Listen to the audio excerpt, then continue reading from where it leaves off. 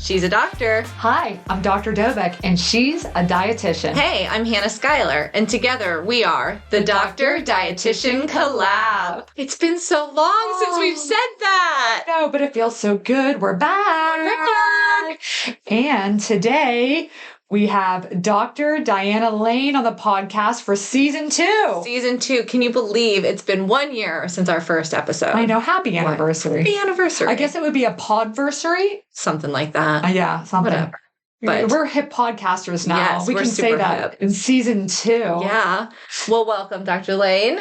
Hello. How are you? Great. How are you guys? I'm so excited to be here today. We're very excited to have you, not just here, but in Florida and at Body by Bariatrics. Yeah. And I think all of our fans, everybody wants to know who you are, our story, how we met. I mean, we're gonna go unhinged on this Go episode. deep. We're gonna go deep. We gotta get to know you. Yeah. So, we were talking about you being on the podcast in the OR today, and our scrub tech, Jim, who's our fave, he was like, "Are you guys gonna put a parental advisory on this one? Are you guys gonna go are you gonna really show who she is?" We haven't done a parental advisory yet. We need to. We might need it this time. We want people to know that we're very professional, but we're humans too. We have some fun. Yes. We really do. So, Dr. Lane, Diana, we are truly, like Hannah said, thrilled that you are here, and we do have a lot to go over. And you told me not to start it with, so tell us about yourself. So we won't get Worst question ever. It is the worst question ever. But I want to start off with, actually it happened. We're recording the podcast right now. We're in Hannah's house. And I want to talk about the moment that actually occurred for me on this side at your house when I got an email from Diana, and I was like, "Oh, look at this!" Oh. So how we met? How did this all come to be? I'm sure people are very curious on how we became partners so quickly after opening Body by Bariatrics. So tell about your strategy on getting it off. So the strategy was very vast. As a fellow, you kind of try to go to basically where you want to be. So I'm from Florida. I really wanted to come back to Florida. My family's from Florida. I grew up in Florida. I went to Florida State, go Noles. I know, Hannah. Hannah's UF. I'm a Gator girl. The Gator girl. Yeah. Oh, I didn't realize that. Yeah, that is a little bit of a thing. It's all right. It's okay. Okay. My sister went to Florida State. We got over it. Exactly. A lot of my friends went to UF, so it's fine. So I wanted to come back to Florida, and it was very hard for me to get a job, especially in bariatrics, and that is my passion. That is my life. So I really wanted to be a bariatric surgeon. I didn't want to be a general surgeon. So I decided to send an email, make a website about myself to all the bariatric surgeons in Florida, and Dr. Dovec was the first person to respond. Shocker. Like 12 seconds after she got the email, you probably got a response because that's how it works. I was like, "Hannah, look at this. Yeah. Check out this chick." And then I was looking at her website that she made, and it was phenomenal. And I'm like, I love the proactiveness of it all. Like, I love the initiative to be like, I want a job in this geography, and I'm not going to use a recruiter. I'm going to just go like boots on the ground and find me a job. Yes. And that is really... I mean, it takes courage, and you put yourself out there. And I was just at this women's conference, and we're talking about, like just trying to have the courage and blah, blah, all the things. And you did it. Yeah. Yes. And what no one knows is, I think going from, education for 14 years to, real world, like to build a website, and you guys do that amazingly. And, to take. Yeah. No one really teaches you those skills of that stuff. You're just so focused singularly on your medical education is the thing. Like no one teaches you. I mean, even you going through this with Body by Bariatrics, like just the whole business side of everything. Because oftentimes you're just kind of funneled. You get into, obviously you do applications and stuff like that, but you're just funneled through these programs where they're doing all of this behind the work scenes for you. Totally. And now it's I I have to do something. Like, what? Yeah. I think that, you know, a lot of people always think like, oh, you want to be a surgeon, you want to make all this money, you want to do these things. When you talk about being so singularly focused on the actual craft of it and the technicality of it and doing the operation, doing them safely, recognizing complications, all of the things, you are so tunnel vision that we were talking about actually your story with getting COVID. I don't know if you want to share some personal things. Yeah, I mean, you guys tell about all the details of how hard you were working and all the circumstances. And then, well, go ahead, tell the story. Of COVID? Yes. So COVID, that was 2020. Us as residents, we went into a 24-hour, we were only in the hospital 24 hours and we worked 24 hours at a time. We would go home for a day or two and then we would come back, but you were the only person in the hospital. Wow. And as a surgical resident, we weren't doing any elective surgery. So meaning bariatrics wasn't happening. Anything that you had already scheduled in the clinic was not coming into the operating room. So we were kind of if anything was needed in the hospital, we would help with it. And we did a lot of the central lines, which is basically big IVs, and all of the arterial lines, which helps us tell if the patient is oxygenating okay through COVID. So I actually was working throughout the night. I was on 12-hour shifts at this time, and I started not feeling well. I was like, okay, my heart rate is up, but I was the only person available to work. So I was working through the nights. And then I remember not being able to drive home. I don't remember my drive home. My husband was very worried, and then I started gasping for air, and I was like, oh gosh, I have COVID.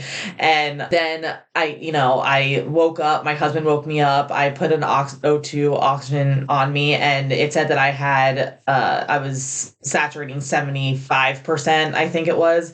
And he basically didn't give me the option, because one thing that you should know is that doctors are the worst patients. Yeah. You don't want to go in the hospital. You don't want to have anything to do with it. So he forced me, at that point he was my boyfriend, but now he's my husband, to go to the hospital. And I got to choose what ER doctor that I liked best, because I worked at all of the hospitals in the area. Ended up going to, the one closest to me, and I was admitted. And, thanks to all the doctors there, I stayed for a day. Of course, I was like, get me out of here. They wanted me to stay more, and I was like, no, get me out of here. And, yeah.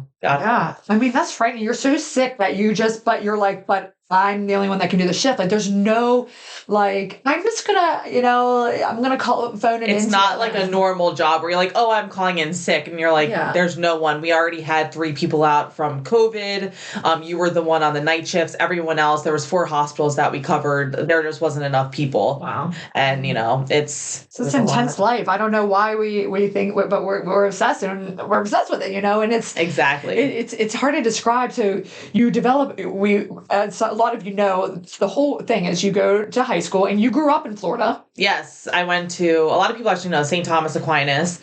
We're very known for football. So I went to high school at St. Thomas in Fort Lauderdale, went to Florida State for undergrad, came back down to South Florida at Nova in Fort Lauderdale for medical school. Wow. And then I got admitted to my residency I did in New Jersey. And then you just were in Texas. You did a 1-year fellowship. At Houston Methodist Hospital. There we go. So we're all over the country, all this training, 14 years after high school.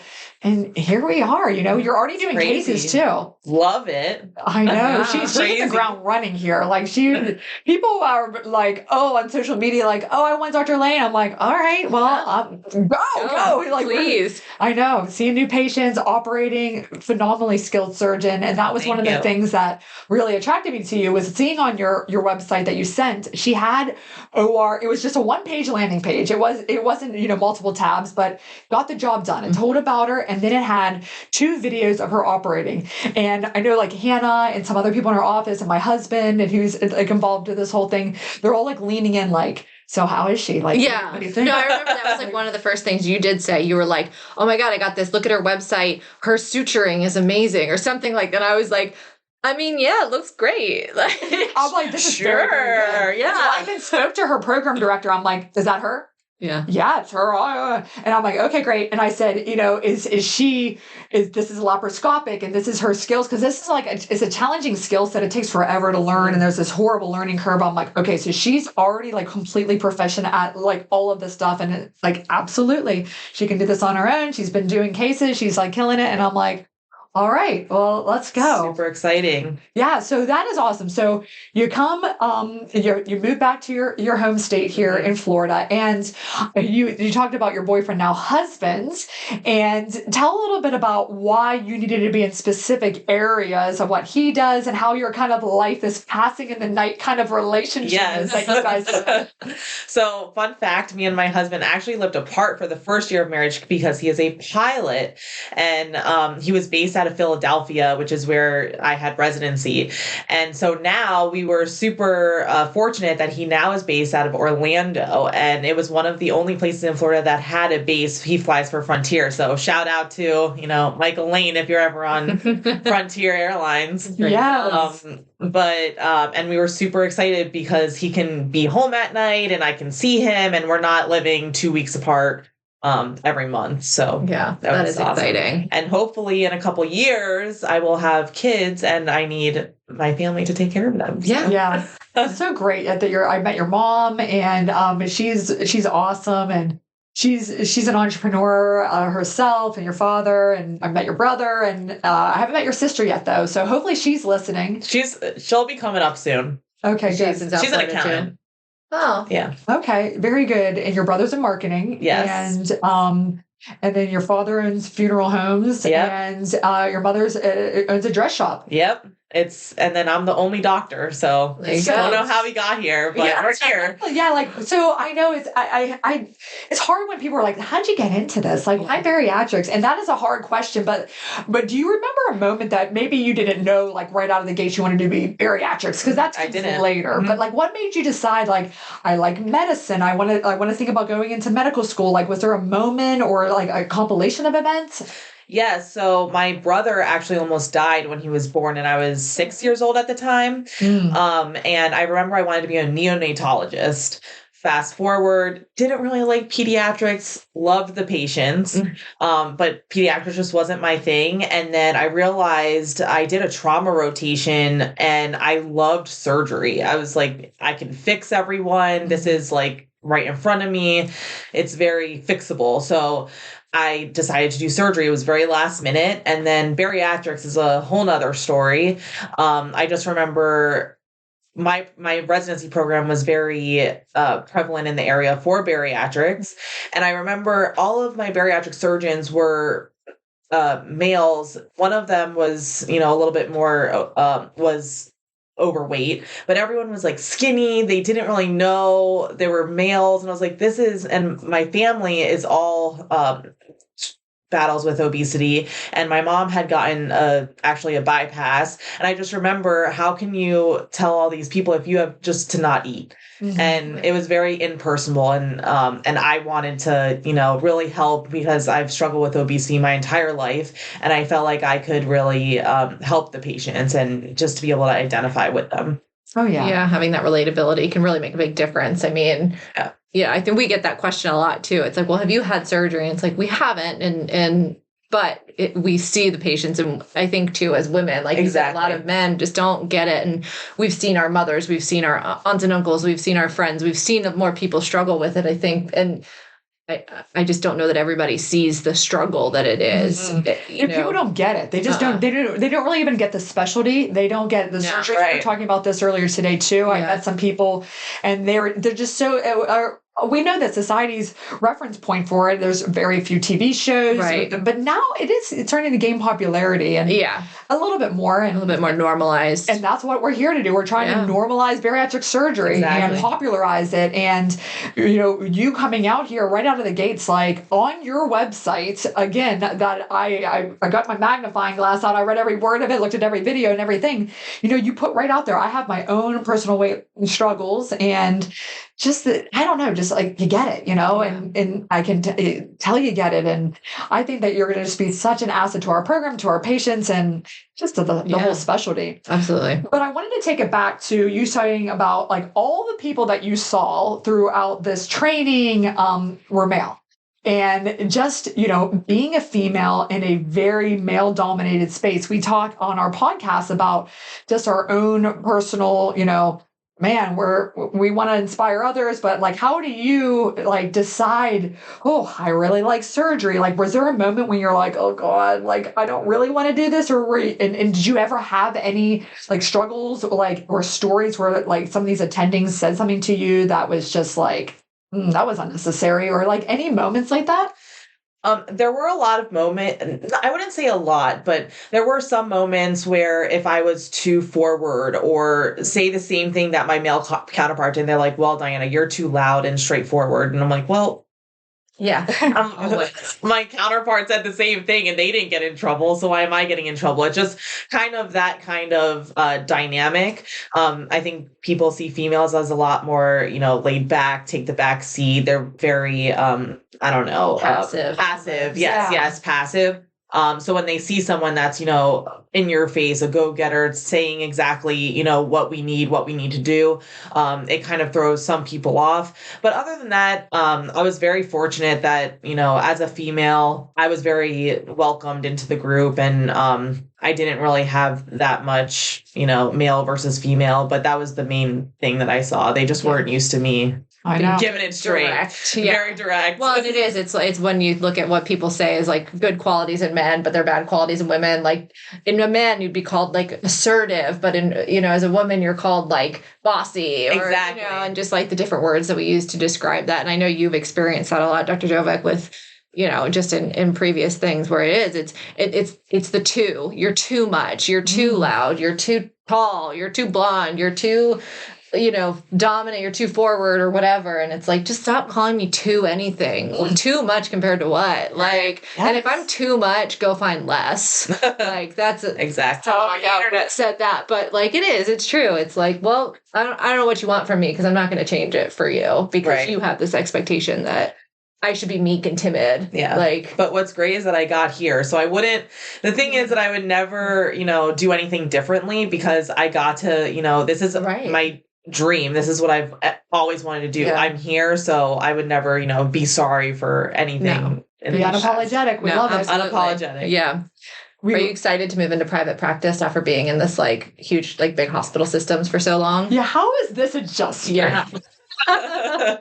I actually love it just because I can take care of my own patients. You're really in the nitty gritty and you're learning the business side of things. And as we said before, my family has all small businesses. So I like learning that aspect of medicine because a lot of doctors don't know that. And that's part of the issue with our field. I think that, all these hospital systems are paying all these doctors and they're the doctors of the hospital system. So they don't know anything of the behind the scenes. So I think it's a very big misnomer when patients come in, they're like, oh, well, like insurance. I'm like, before these last 2 weeks, I didn't know anything about insurance. So, sure. Oh, yeah. I don't know. Same with me. I mean, I think in any kind of corporate setting, I worked, previously in a hospital. Before that, I worked in dialysis centers, and you start to learn some stuff, but you're so shielded from it because there's somebody else, there's an admin to take care of it. Exactly. There's somebody else that is like, that's all. I just would say, here's, the bill for my services or whatever,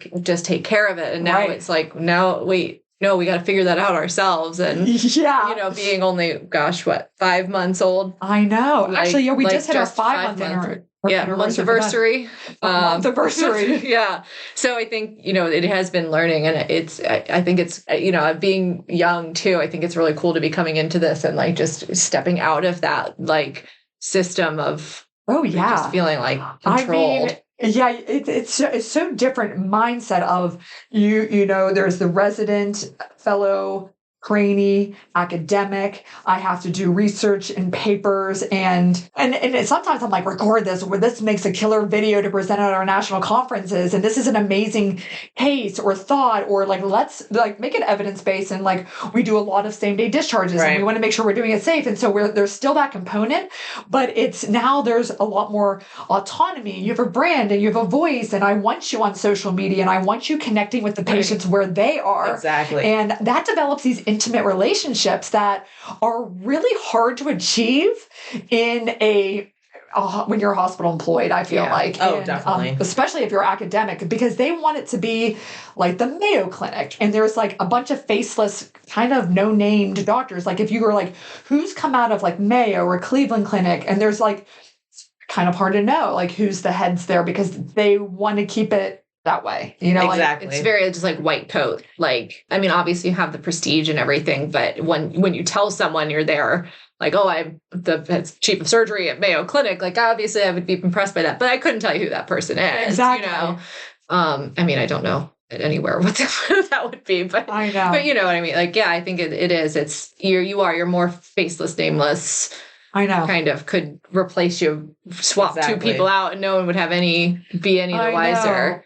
But I like this. You know who we are. We're in your face. There's a lot of pictures with a lot of pink and a lot of lots of hot pink. A lot of hot pink. I know. Love the pink. Okay. I like the pink. I know. I remember when I first looked at Body by Bariatrics, I'm like, this is pink. It is. And then I went on your podcast and I listened to everything that I knew, and I was like, oh wow, like I know that there's specific kinds of pinks for each. There's two different pinks. Yes, the podcast and Body by Bariatrics have two different pinks. Very similar. They're very similar. Hey, the podcast had it first. So and the naked eye really can't tell them apart. Yeah. But I make sure that we have like a number. It's FF00E5 is our Body by Bariatrics pink. Yep. There's a very specific thing. I don't know the one for I don't either. It's from good old Canva. Everything comes out to Canva. So that was just me finding a pink I liked.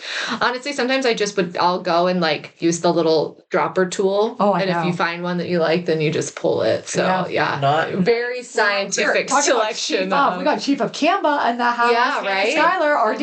Like she knows. Chief of website. You guys, what you do is you get the dropper. Yeah, and then you can really pull that pink. Yeah, you like a I used to do that all the time when I needed specific brand colors. Yeah, it's like great. Go to their website and take it. Because then it's the right one. It matches. No idea. So stinking talented. Can I get another Hannah appreciation obsession? Like, oh my God, I'm addicted. I thought you were going to say another Hannah, and I was like, we might need one of those. We do need another Hannah, probably, and we want to expand and keep growing. And like with females, like we love 85 to 90% of those who undergo bariatric surgery, not just here but nationally, are female, and we do want to increase our male patients always, and we take males. We're not just we treat a lot of phenomenal men and love it. But again, just be who you are. And I was kind of curious, like, is this going to be a like repellent almost to men? Are they going to be like, oh, I don't want to go to this practice, but we treat men of all ages. I mean, I had 3 on my schedule the other day. I loved it. I was like, let's do this. Right. That's true. I think it's, it honestly probably does scare some men away. Mm-hmm. I wouldn't doubt that, but they're going to find somebody else. And like the reality is that there's enough surgeons, there's enough patients that they're going to find the fit for them. And we're not for everyone. And we had this conversation the other day about, my style isn't going to be for every patient, and your style isn't going to be for every patient, and your style isn't going to be. I mean, we all have our different style, and we just have to accept that they can find somebody else that meets their style and meets what they want. I am not going to be the most hand-holdy dietitian you've ever met. It's not my thing. I want you to learn, and I want you to be autonomous, and I want you to critically think and do all of these things. I'm not going to sit, and some people will, and that's fine. And some people need that more. And I will help you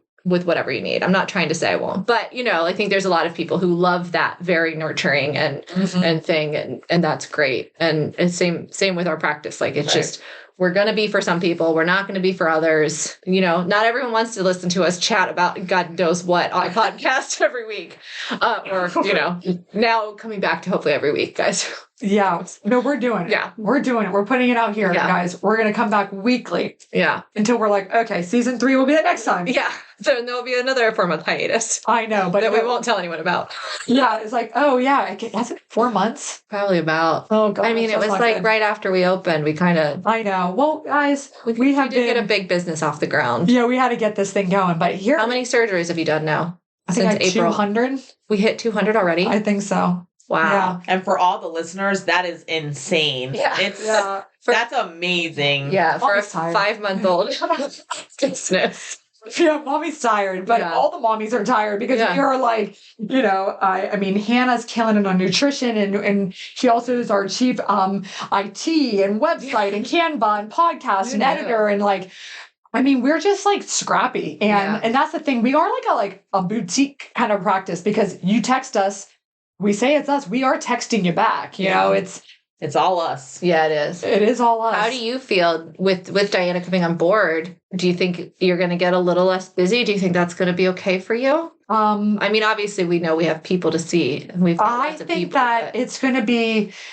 I feel like my happiest place is when I have like the time to like create and make things like new, like new ideas. Like I'm always like, Hannah, what do you think about this? And some of you are like I sent her a poem the other day and you're like, it's cute, but I'm like, she didn't like it. Okay, that's fine. That's fine. We're going to air it out right now.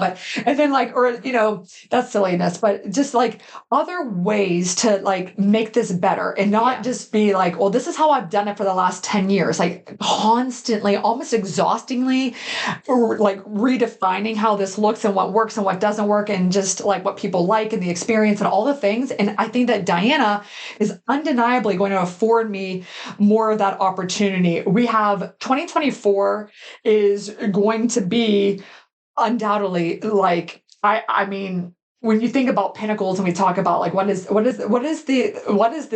looking for? What are you trying to achieve? I really feel like it's going to finally come together in 2024, and we are working on humongous projects, all of us. So I have Diana, and I mean honestly, I hope that we have another girl boss coming in like really soon. And so all you new bariatric surgeons out there, hey, if you're listening, hey everybody, we want to, just send us a cold email me. Like it's the new cold call. You never know. You never know. You could be sitting here on DoctorXDietitian and just going for it. 6 months from now, it could be completely different. I know. Yeah. I got my eye on somebody out there, and she knows who she is. Like, and I know I do.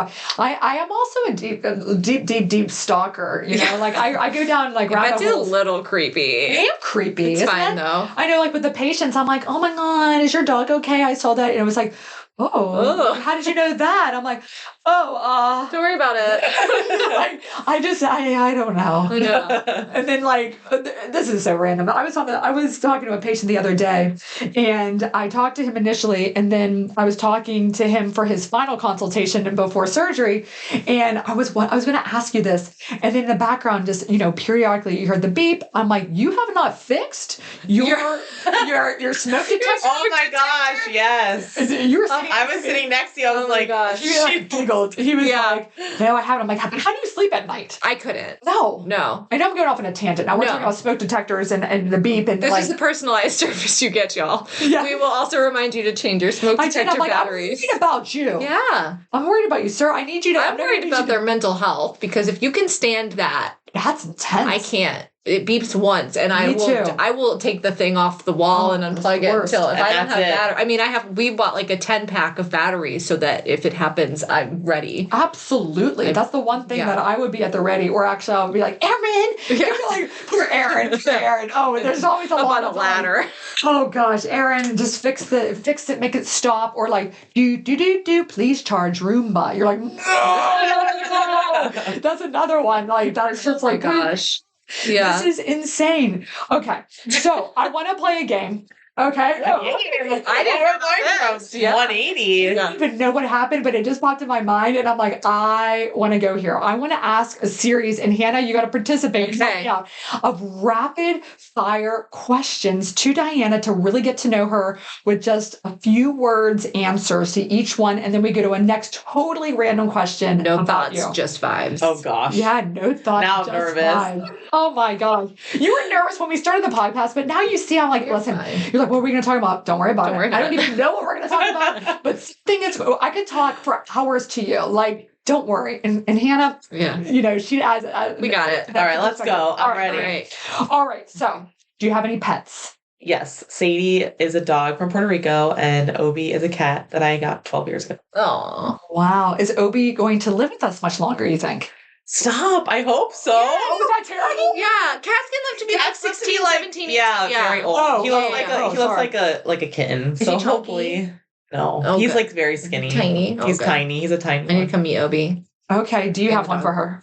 Okay. Now I'm under pressure. Okay. I'll keep going while you're thinking of questions. Okay. What is if you were on death row, what would be your final meal? Like, doesn't matter about like calories. And I know that you're very health conscious and all this stuff, but this is the last meal. What would it be? Bananas Foster. Bananas Foster. What an answer. That is. It's my favorite. Is it? Wow. Really? Mm-hmm. Mike found the only place that makes it tableside in Houston for my birthday last year. Oh, that's so nice. Yeah, this guy Mike is like, oh my God. Mike. Yeah. He's amazing, this husband of hers. I told you, we're doing a Italian dinner Sunday sauce. Yeah. Oh, yes. So her maiden name is Pansiera. Yes. And so she is Italian through and through. And I don't know if any of you have had the absolute honor to have a Sunday dinner with a true Italian when the food just doesn't stop and they love her. Diana does that. Yes. She's ready. Great grandma, like and all the cheese. It all has to start with the cheese. Yeah. Well, I'm obsessed with cheese. Yes. Yeah. All right, desert island book. What would you bring? What would you bring on a desert island? Your favorite book. My favorite book, Pride and Prejudice. All right. Do you like the movies of those two? No, I like the book. Just the book. I like the movie too. I'll watch it over and over again. Right? Oh. Yeah, but like the Keira Knightley one. Yeah, okay. That one. I have never read that. I've never read it either. Okay. I know. I always want to do a book club, and I'm always trying to. Yeah, but you're always like want to do like Brene Brown or something. I do. I can't stop. Glennon Doyle, Brene Brown. I have to get into those kind of. I'm not. I'm obsessed. I'm listening to Angela Duckworth Grit again for the millionth time. Yeah. Like I just can't stop. It's my favorite thing, and then I take notes. I have to. I really have to. You don't have to. If that's not your thing, like, don't go into it. I can't even have fun. I can't read fiction anymore. I just have to. It has to always be about improving or giving advice to improve other people. Or fiction can help you grow as well. I think there's like studies on that it's like important because it opens up like a different part of your mind. You're like in this like because you're thinking outside of real world. Holy so crap. Like. Yeah. I'm doing Pride and Prejudice. That's it. Okay, there we go. If that's her favorite book. No, you're going to hate it. Like, it's not, because I don't, like, I feel like you need, like you either need something that's like, oh, like, this is going to make you better, or, like, action. Like, you're always waiting for, like, when's the ball going to drop? Like, there's no ball. There's no ball. Like, it's just, like, day-to-day life kind of I actually, like, fell in love with it in, like, English class in, 10th grade when you have to do this. Okay. And I might want to. She has to. It's a challenge. One of my favorite books is Gone with the Wind. I actually plowed that bad boy. Oh, really? It's an intense one. And I read it on a stair climber. I must have climbed a million stairs. It took me like 100 hours to read that thing. Oh, yeah. It's a huge book. Yeah, I did. That sounds like a lot of fun, doesn't it? Yeah, Stair climber plus Gone with the Wind. There That's you go. I did. I did that through my entire fellowship. Every day I would go on the stair climber for a little bit and I would like just veg out and read Gone with the Wind. That's what I did. That sounds amazing. I wish I could have done that. I mean, mine was the hopefully going to Orange Theory once a week. Oh, yeah. My fellowship was, I definitely had time to do that. But it was, that's a whole thing. We could talk about that all the time. Okay. So what is your favorite color? I have two. Oh. Yellow and purple. How dare you? Yellow and purple. What were your wedding colors? Sunset colors, because the sunset like means a lot to me. Oh, that's sweet. Okay. So like burnt orange, like that kind of stuff. Can we go a little bit more personal? Sure. Okay. So I never asked you this, but when this recording's going, I'm going to ask you now. Great. Okay. So tell me about your tattoo. Oh, I hope you dance. So, me and my sister, when I actually turned 18, my mom paid for us to have the I Hope You Dance tattoos. When my mom and dad got divorced, that's what she would sing to us over and over again. And she just wanted us to, dance. And me and my sister also grew up dancing. I was a competitive dancer. So was my sister. We did duets, every year. So that was super close to us. And then when I moved to college, I came back and I got that tattoo. My sister has the same one on her foot. And it's very, my sister. And then my wedding, instead of I did I Hope You Dance for my mom. And then we did a mom-daughter dance. And then I had my sister and my brother come in and they dance with us too. Oh, so it's a very cute. You have such chills. I know. That's sweet. That is so sweet. I did not know that. And I love it. Yeah. Oh, well, I hope our listeners like that too. No. Well, my family, we're like super close. Yeah. Like, too close. We're like those Italian families that like scream at each other and then we love each other. And then we love each other. Later. Okay, so I know we're supposed to be asking rapid fire questions, but I want to go into this dance thing a little bit more. So, okay, competitive dance. So what type of dance? Jazz, tap. I didn't compete ballet, but we were forced to do ballet. Yeah. Contemporary. I had that in common. We Yeah. did that. All three did that. Yeah. Yeah. I never did ballet. I just did jazz and tap. We had to do ballet in my company. Yeah, so but what I really think that it does, and I think a lot of very successful people, it helps you with time management. A lot. Yeah. Because I wasn't allowed to, so I lived at the dance studio. So did we. You know, literally got picked up, would go there and came home at 10 o'clock at night, did it Saturday, sometimes on Sundays. So, you know, I think, and I had to get all A's. My parents were like, we're not paying for this unless you continue with your grades. And so it just taught me, and I'm very big into having like my own life, like my own friends, you know, other things, and making sure that everything is balanced. It's the Libra in me. And I'm all about balance. And you know, to really do that, you really need good time management skills. And that I think really helped me going through to college and then to, you know, medical school. Like I was not that med student that like sat in the library 24/7. I did very well, but you know, I feel like we all have two separate lives. Yeah. And that's what I strive for. Is like, that's the balance. Like I think I'm an amazing doctor. You know, I really, you know, tried to excel academically, but then I needed that like completely separate. I love that. And then you're following what you truly like, you loved and enjoyed it, and it was fun. Exactly. Yeah. Oh, I think that your theory on that is so true about, you know, to have the fun, you got to like work and you got to fit it in. And like, if the scale is tipping one way or another, you know, it is important to find that. Wait, what's your sign? I'm a Taurus. Oh. I'm an Aquarius. We gotta look this up. So it's almost Libra season. I'm going to say October 18th, everybody. We love birthdays. I love birthdays. I should like shamelessly love We just talked about that with Joni yesterday. I'm sure you did. I was just Betsy loves birthdays. I'm like, Joni, when's your birthday? Oh, it's coming up. November 16th is hers. But the thing about her is, this is something that works in our office. We forgot we're still on a podcast here. Yeah. She is the most obsessed with the zodiac signs. Oh, really? Really? See, apparently, no, she's never told me that. Apparently, it's an Aquarius thing to not know anything about zodiac. So I guess that's part of it. So I just think that's very little. I know mine, and the next one is Gemini, and I don't know anything else. Yeah, I know my other two, because we got my bachelorette party. We had someone come and do our That's a new signs. thing, by the way. Is it the rising and the moon? To actually pay someone to come and tell you about like your sign versus the stars. Oh. Yeah. So my regular sign is Aquarius, whatever that one is, and then my moon is Scorpio, and my other one is Cancer. And it's interesting because my sister and I have the same like secondary ones, but then she's a Scorpio and I'm an Aquarius. So it's like, oh, this is probably why we fight so much. I mean, we're like very similar, but they're very different. Yeah. Team building. Yeah. Team building. That sounds interesting. Yes. I mean, we were in New Orleans. It was very appropriate. It was very fitting. So cool. Yeah. Hers was because she loves cats. Catchlorette. My Catchlorette party. Cute. I know. I wish we could go back in time because I would have forced myself to be at that invite. You would have. I know. would have. I forced myself to be invited to her wedding, but now I'm glad I was there. I was glad you were there too. My wedding was fun. Her wedding was fun. And I knew that our friendship we were definitely great friends, but I'm like, listen, we're going to get to be very good friends. You were like, you don't even know yet. Yeah, you don't know. I have my eye on you for BFF, and this is just how it's going to work. And we're going to go down these specific steps to be able to do this. Yeah. So, okay. So, what's your favorite thing to cook? Ooh, I would say sauce. Sauce. Yeah, sauce. Oh.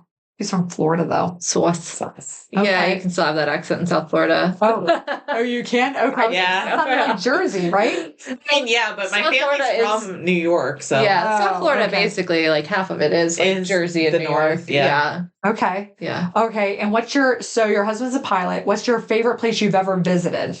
Ooh, I would say St. Croix, because I dive, and when you go off of the beach, it's like a straight shot, like hundreds of feet down. And when I was there, it was super clear. Like the water was amazing.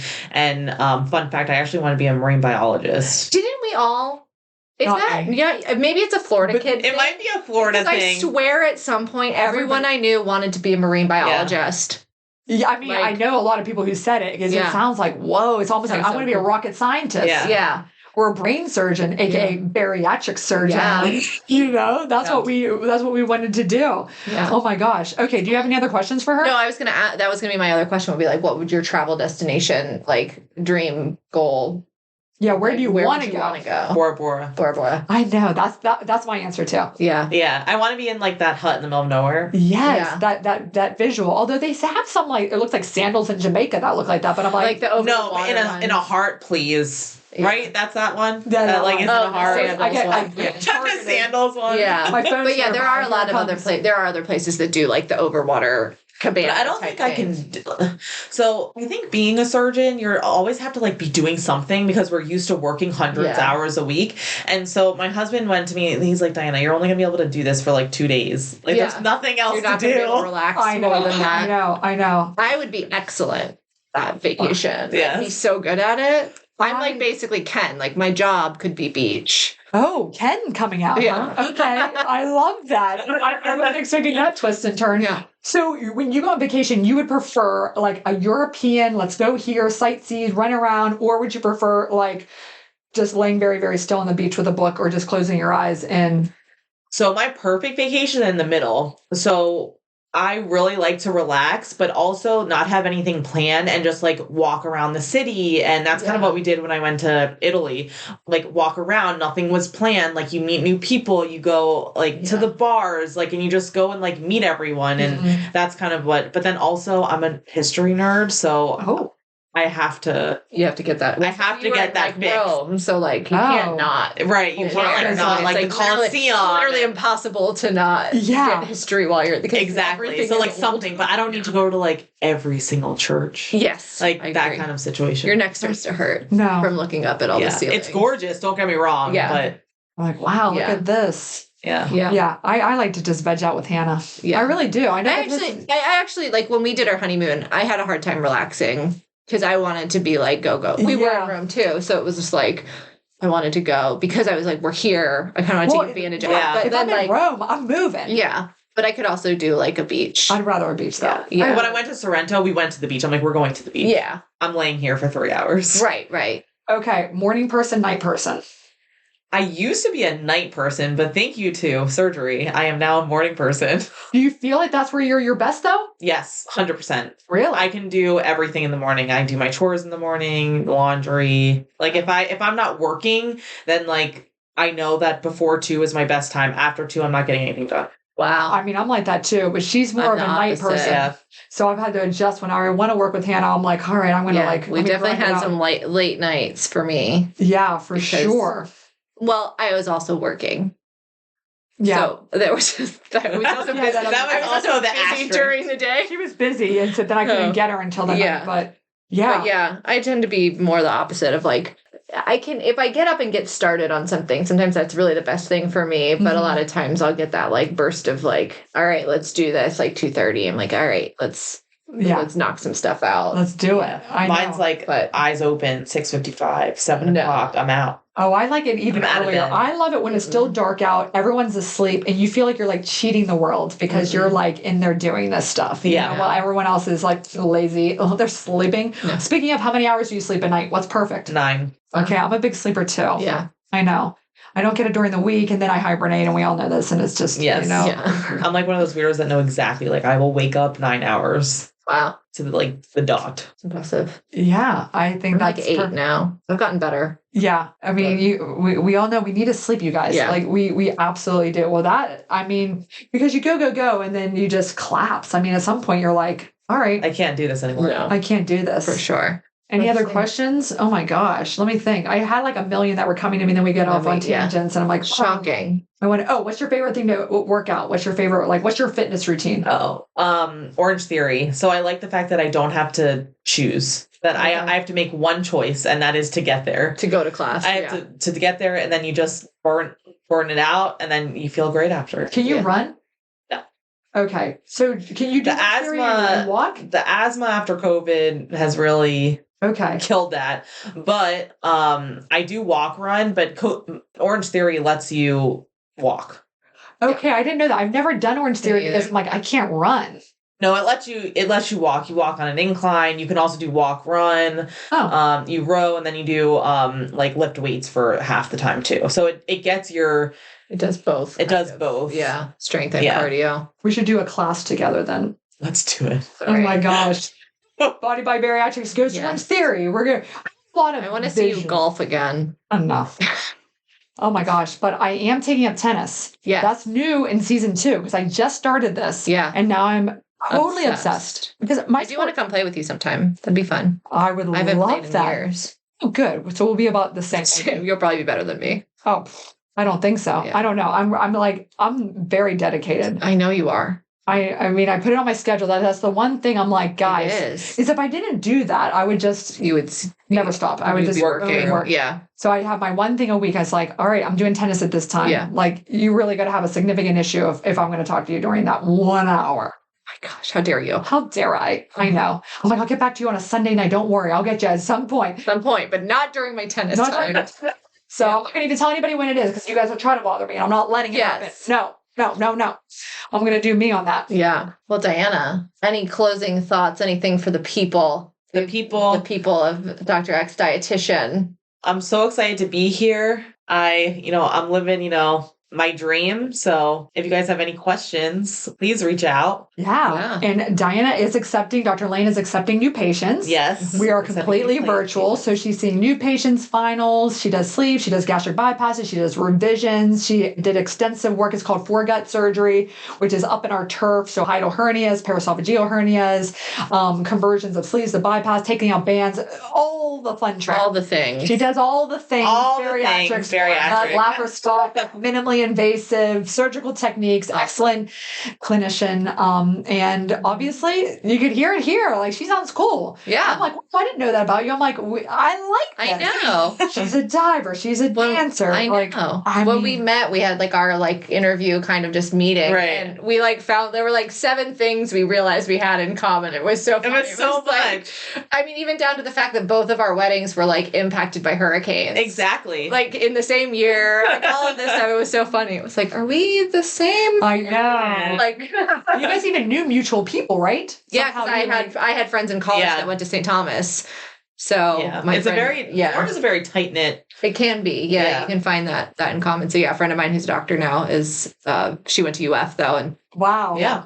That is so cool. No, but so much more to get to know us. So please follow her. So tell us your Instagram handle. Dr. Diana Lane. And that is on Instagram. Yep. And then, of course, follow us on DoctorXDietitian on Instagram. Yes. Like us, follow us, retag us, share it. Yes. And then, of course, subscribe to us. Yes. And and share with everybody. Like we said, give us a rating if you feel in the mood. We know we left you for so long, but I promise we're back and we're really excited and we've got lots of fun stuff coming up. Always feel free. Send us any ideas, anything you want to hear on the podcast. We're happy to. So send us a DM at DoctorXDietitian. Check out our website, DoctorXDietitian.com. You can follow me at hannahschuyler.rd. You can follow Dr. Dovec at Dr. Dovec. And I think that's pretty much it. We got them all. And if not, you find us somewhere. We're everywhere. So you'll find us. And thanks for joining. And we'll see you all next week. Bye, everyone. Bye. Bye.